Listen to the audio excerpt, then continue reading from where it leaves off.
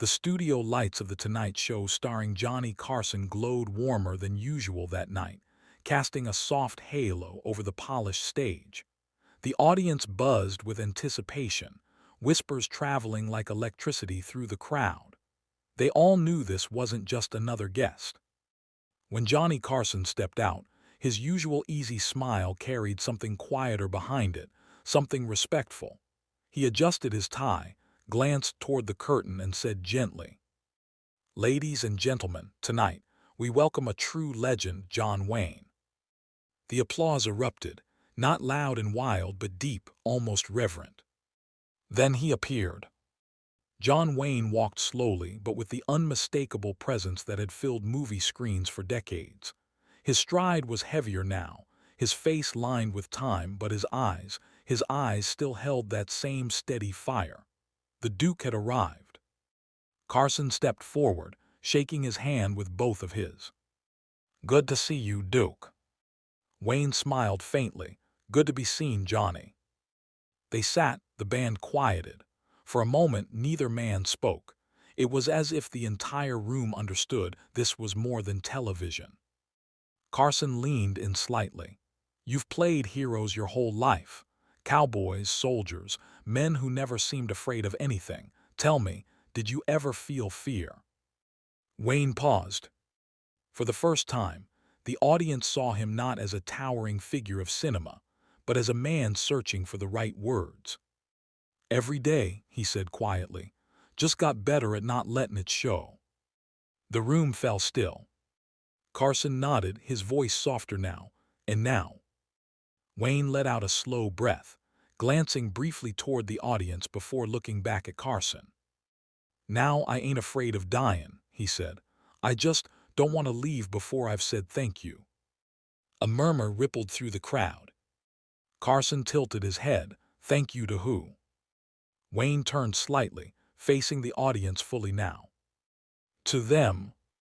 The spotlight widened, catching faces in the crowd, some smiling, some already holding back tears.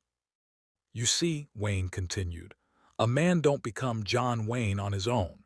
It's the folks who watch, who believe in him, who make him stand tall, even when he ain't feeling so tall inside." Carson swallowed, clearly moved.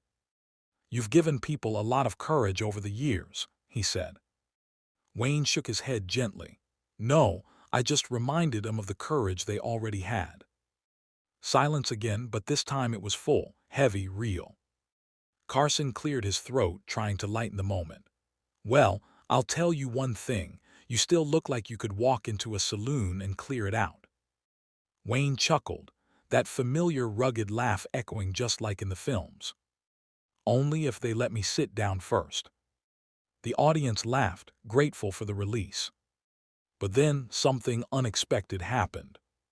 Carson reached under his desk and pulled out a small, worn cowboy hat. "I've had this backstage for years," he said. "Figured if I ever met the real thing, I'd ask him to sign it." Wayne stared at the hat for a moment. His expression shifted, softening, almost breaking. He took it in his hands carefully, like it was something fragile.